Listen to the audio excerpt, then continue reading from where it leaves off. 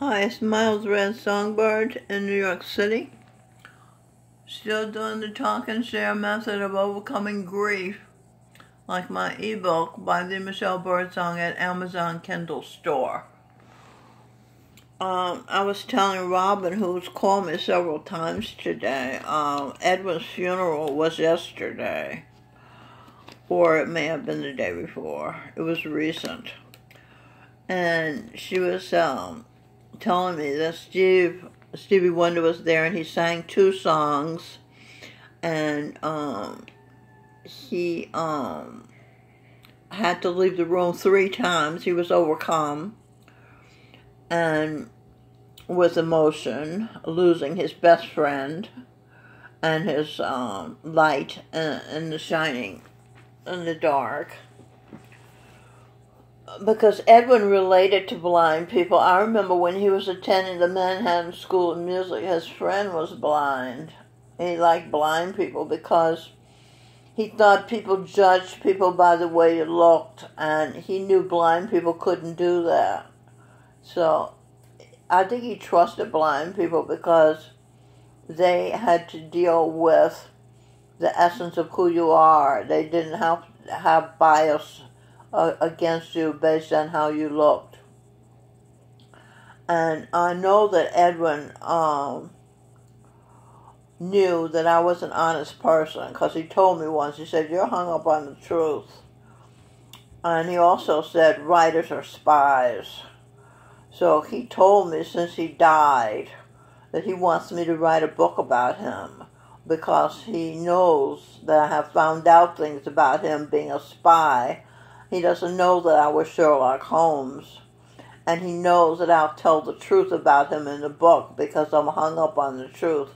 I can't get past the truth. I have to tell the truth. And I was telling Robin that Edwin said he wanted Singh, when he died, to be the executor of his estate because he trusts Singh, because Singh has integrity. Singh will be fair to everybody. He respected Singh. And Singh said, Robin said, "Oh, I'll tell Singh that. He'll be glad to hear that." And I said, he respected you too. He respected you so much. He wants you to be his mother for eternity. He wants to get in your womb. Because I told him, I said, Robin, because he was complaining about you hanging out with royals in Luxembourg. You know, like, who does she think she is? I said, "What, are you crazy? Robin is royal. Robin was bred to be royal. I know, because I raised her to be royal." And because when I got pregnant with Singh, when Singh was born, rather, I said to myself, uh-oh, this is for real. Life is now for real. So now, for R-E-A-L, for real. So I started speaking in whole sentences. I started being present in the moment. I became super conscious of what foods I fed them and what I said to them and where I took them. And I took them to the libraries. And I took them to the parks so they could get lots of physical exercise, and the library so they could get mental exercise. And so I jotted down some things about Robin. Robin said that she was surprised that Edwin's, Anthony, who was Edwin's son, his daughter, said that he called her every day. And Robin was kind of hurt because she was lucky to hear from him once a month. But he was supporting Robin financially. And Singh said the truth, which was, Dad called those people who needed help the most every day. You see, and and this girl, Anthony's daughter, was living a ghetto lifestyle which bothered Edwin. It made him unhappy. She had 3 babies by 3 different people, and he was trying to encourage her to lift herself up to be higher class than that. And so, let's see. So Robin wasn't living a ghetto lifestyle in the UK. She was living like a royal lifestyle. Let's see. I told Edwin, I said, Robin is living like a royal. You know, she's eating the best food. She has a lacto-vegetarian diet. If he called you every day, Robin, you wouldn't have been available. You would have been doing the 2.5 hours of meditation that you do daily, or you would have been at the library, or at an art gallery, or a museum, or at church, or feeding the birds, tossing bread into the air and marveling, taking delight in how gracefully and perfectly timed the seagull swoops down and sucks the breadcrumb from the air. Or you would have been at home studying for your classes at Goldsmith in the highest science philosophy. Or you'd be working on your screenplay, a satire of an Amish reality show. Or you would have been socializing with the Singh, who are disciples of the perfect master. Chrissy was your favorite. Or you would have been socializing with your Christian friend Joanna. Or you would have been frugal and shopping carefully, or getting your hair coiffed, or exercising, or taking long walks through Hyde Park,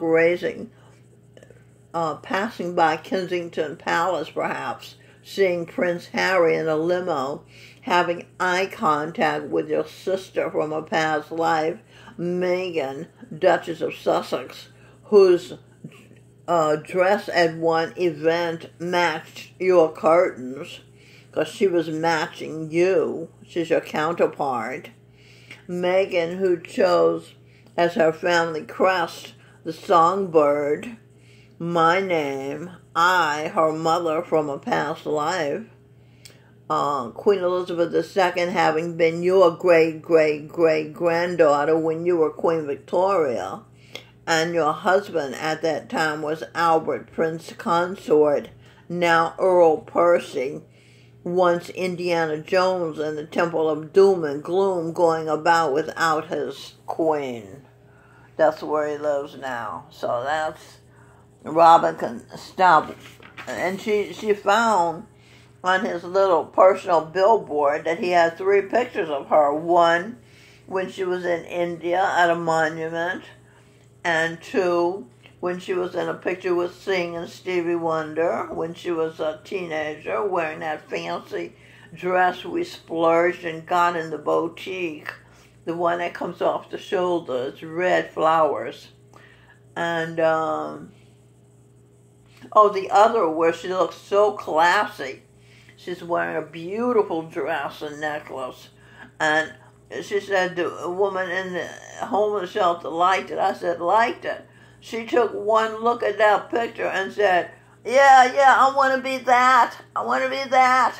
And I knew you were a role model, I said to Robin, but it took somebody who does bottom line living in the homeless shelter to act it out, to admit, yes, I don't have so much pride that I can't see that this woman is above me, a role model, someone I can look up to. And that made me very happy. And she was a woman who used to boost from Walgreens $250 worth of product every day. She was a thief. Her father used to tell her, you're going to be a prostitute when you grow up. And she was. You see, so this was a ghetto woman indeed. And I knew Robin could be a role model to the ghetto girls, because I raised her to show Wanda Faye that a black girl can be anything she wants to be. To show Wanda Faye, you don't have to be jealous of me because I'm light-skinned. It's not about that in America. Dr. King got rid of that. Don't judge a person, Dr. King being Lou Renziger, my grandson now. Dr. King, don't judge a person by the color of their skin. judge a person by the content of their character. And my children, Singh and Robin, all have the finest characters. Neither one of them smoke, nor drink, nor kill and eat the animals. You see, they are good-hearted people. And Edwin knew this. That's why he wanted to be in this family. That's why he wanted Robin to be his mother. He told me since he died, he wants to go in the womb of Robin because he wants he wants to be in our virtuous family again. And that's why he told me that Singh and Robin were the only children he has that he wanted. So Edwin, his family that he wanted to be a part of was Robin and Singh and me. And he told me to write a book about him and write some song lyrics and let Robin adapt the book to a play, a musical, because she had been Voltaire, the writer, and she had been Dr. Seuss, the genius children's story writer. And she had a great sense of humor when she writes, if she wants to employ it. And to let Singh, who had been Richard Rodgers, write the music to my lyric, and I had been Hammerstein, Rodgers and Hammerstein projections. So this is what Edwin was giving his family. And if this occurs, Edwin can be labeled a good person, not a person who took all the glory and money from me, you see. That will even the score. And when What It Is came out, he autographed some of the albums. And on one album he wrote, "Help Me, Family." And I bought one of the What It Is albums from Discogs. And that was the album that came to me that was Edwin's handwriting from 1970 that said, "Help Me, Family." And I told Edwin about it, and he said, "Could you send it to me?" And I sent it to him. Now I've asked Robin or Singh to find it and get it back to me. But what he was saying was, family that I want to be my family, Singh, Robin, and Michelle, help me.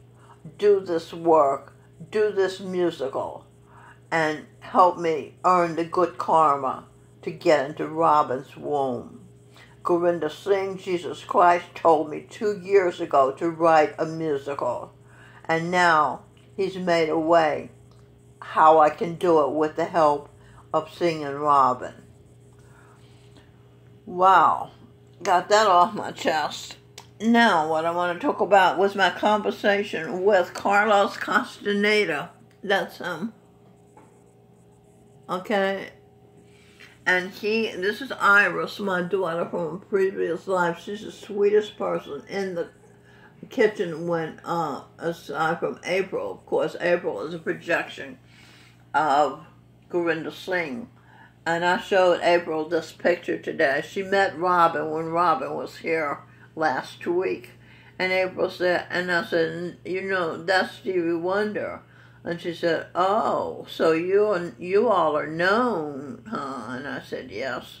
Leave it to Gurinder Singh's projection to put the bottom line on the reality of this picture. We are known. The Birdsongs are known.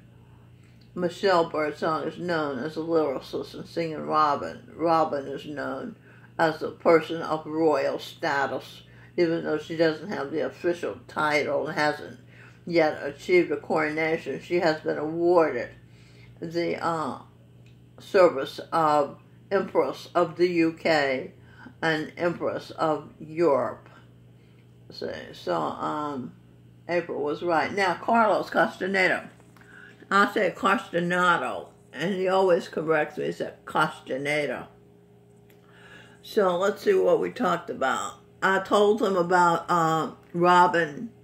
He met Robin when she was here. And I told her that she had been St. Francis of Assisi. And that's why I was here. And let's see what else. I told him he and I were having eye contact because he was complaining in our writing group. This is Maria Kotz, the teacher who was Mary McLeod Bethune, the writing group. She's a Russian American. She's a teacher of the writing group here at St. Francis of Assisi, Residence 3. And that's, she's standing beside Robin. And beside Robin is Jessica Toner Mentor. She's an RN here. So Carlos said, his name is Michael Raker here today. And he was a Russian painter genius. I can't remember his name, and he can't remember the name either. I said, Maria remembers the name. We'll ask Maria. I don't get to write it down again. So he was complaining in writing group because upstate in small town where he came from, they had eye contact all the time. And so when he was talking to me, I made certain that we had eye contact. I looked into his eyes. So I said, we have eye contact today, you and I. He said, well, but it's nothing. It's not like Robin having eye contact with Meghan, the Duchess of Sussex. And I said, what do you mean? Robin's hobnobbing with royalty, important people, and I'm making acquaintance of important people. I'm sitting beside Carlos Castaneda, and my friend Raphael was a painter, Raphael, who was also Charlton Heston, the actor in the Ten Commandments. My father, I found Milton Harris had been my father in a previous life. He'd also been John Milton, the author of Paradise Lost and other books, and he had been Homer, who had such influence over the Greek culture with his poems, the Iliad and the Odyssey. Pythagoras is here. Pythagoras was Peter. St. Philip is here. Bill Leader, who was one of the guardian angels that came from heaven to keep an eye on me. Eve, mother of the earth. Behind him is Tariq, the Johnny with the stocking cap. And Tariq is a Muslim. I saw Tariq on the elevator. He's also a Tyrannosaurus Rex. And I saw him on the elevator and I said, softly, do you hear of Jordan Peterson? And he said, who's that? I said, he's an intellectual, the very, very popular intellectual. And he was Muhammad. And Tariq went dead silent. I mean, you can't hardly mention Muhammad's name, you know. And I told him, he's still here. He's on the earth. If your God was on the earth, wouldn't that make you happy? He didn't seem to be happy. But in a few minutes, he pulled an avocado out of his bag and said, look what I have. And it's so soft and ripe. And I felt it. I said, yes, I love avocados. And he said, and I have lemon juice and olive oil upstairs. I said, Edwin used to love, no, but it was Michael. I said, Michael, my second husband, he used to make avocados. He'd squish them, and he put salt and hot sauce and lemon juice, and we'd eat it with chips. And it was so rich in vitamin E and so tasty. That made me very happy. Okay, let's see what else. And let me think. And I also talk all the time to Eleanor Roosevelt. Her name is Judy Redinger, and there she is here at St. Francis of Assisi. And she sings, and sometimes she sings to herself often. She walks down the hallway singing, and she draws pictures very well, true to life drawing.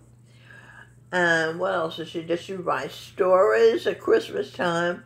She gives me a Christmas poem, and she gives others as well Christmas poems.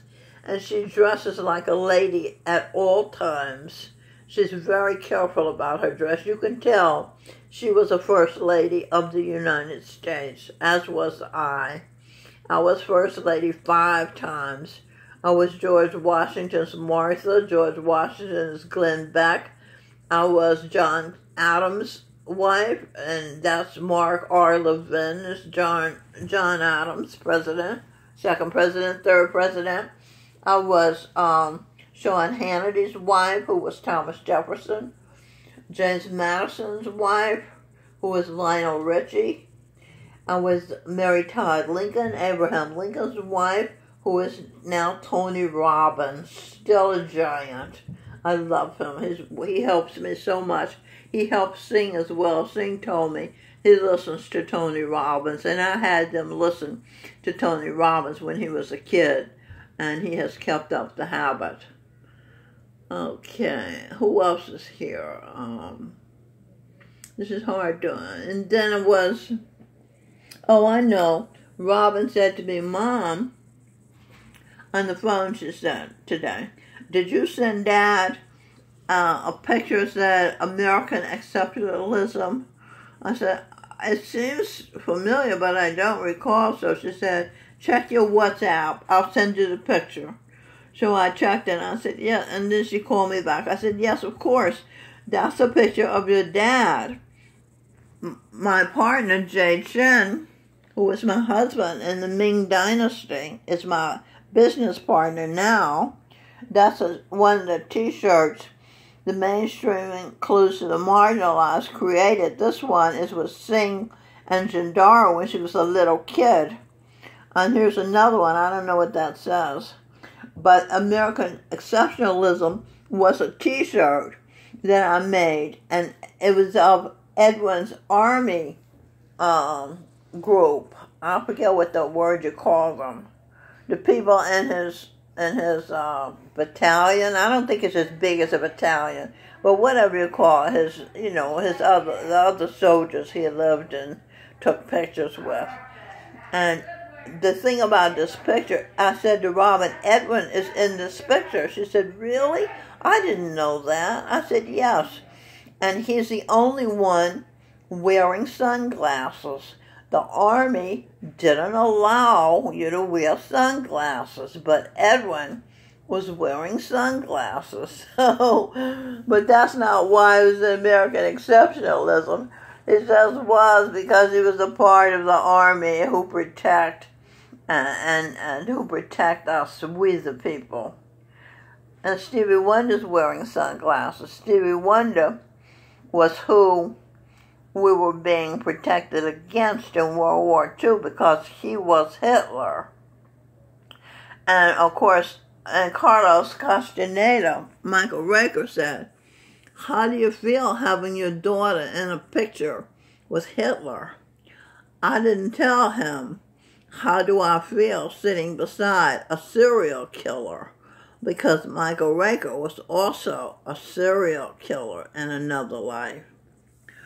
But I said to him, as far as, I didn't say that because it didn't come to mind. I would have said it had it come to mind because I'm doing the Judgment Day thing. I'm really not allowed to, play favorites and walk on tippy toes. I have to just say the truth. So, but the thing about Hitler was, he doesn't know it, but the people he killed were cockroach conscious people who had been the people who killed Jesus Christ in the first century, the Jews, who told Pontius Pilate to kill Jesus Christ and save Barabbas, and the people who didn't help save Jesus Christ. So Hitler's crime is for killing 6 million cockroaches in human form. It's not as bad as he thinks. He can start looking at reality again. And there was a point I wanted to mention. Oh, Pontius Pilate is now Michael Bublé's wife, and her name is Lusano, something like that, La Polito, something, but it spells almost Pilate, Pilate, almost same spelling. And she's Michael Bublé's wife. Now, Michael Bublé was Adam, and I was Eve. So this world needs, according to the Creator and His Son, for Adam and Eve to reunite, because Singh, the saint, my personal spiritual guide, Jesus Christ, 1st century and 20th century, said, no child should have to live without his mother. So, and a mother needs a man. So the Creator and His Son have decided that Adam and Eve must reunite so the children can have parents, because a single mother household is not good enough. You need a man as well, or at least a male. And that's why after Edwin walked out on his family, which he now regrets, that's why he's trying to get back into them, the good graces. I married a white boy, Michael John Spear. And I had known him 3 weeks. And Shatima, Gary, I don't know about Gary, but Shatima, Stevie Wonder, and Edwin, Linda Llewellyn, my then friend, Beverly Woodard, my then friend, all these people were dead set against me marrying Michael John Spear. But they weren't going to be a father to my children, and my children needed a father. And he was a satsangi, a disciple of the same master as me. So that made me trust him. I didn't know he had been Michael Spear, architect to Hitler. And when I was the Queen of France, Marie Antoinette, Michael John Spear had been the operator of the guillotine that chopped off my head. And he had been my mother's abortion. So he was looking for me and my sister and my mother to exact revenge. And he had been Singh, the perfect master at the Dara, who had been my husband at the time. But he had broke his vows and had sex with children. I think little boys. But when I met him, I did talk and share incessantly, constantly with him, because he had a death wish, and I could tell he was so depressed, he just wanted to die, and he tried to kill himself. He drank heavily and took some pills. He tried to die. So I did talk and share with him to keep him alive and to keep him safe, because I didn't trust him. I thought someone who has been as abused as he has been, because his mother didn't want him because he had been a product of a one-night stand, and she pretty much ignored him. The children teased him mercilessly, so he had a lot of seething, and his toy as a child was a guillotine. You see, so he had a lot of pain buried in him, and I could relate to it because I had a lot of pain buried in me, but I wasn't seeking to make the world burn. I wanted to be good, and so I did the talk and share with him, and he worked 18 years as a, which I told him. He called me up, what do I do now? And I said, get a job as a teacher. So he did, and he worked 18 years as a New York City public high school teacher, because he did have a college degree, which I was aware of before I married him. And he's provided for Singh and Robin and I. I worked as well part-time after the kids got to go to, got in school when they got older. I tried to stay home and mother them as long as I could. I was a stay-at-home mother. Okay, thanks to 1 year on welfare. Okay, so I gotta go because it's almost half an hour and things stops at half an hour. Okay, this is Mild Red Songbird in New York City. Looks like I'm gonna have to do a part 3 to the Edwin Birdsong story. Singh and Robin and Michelle. Talk to you later. Bye.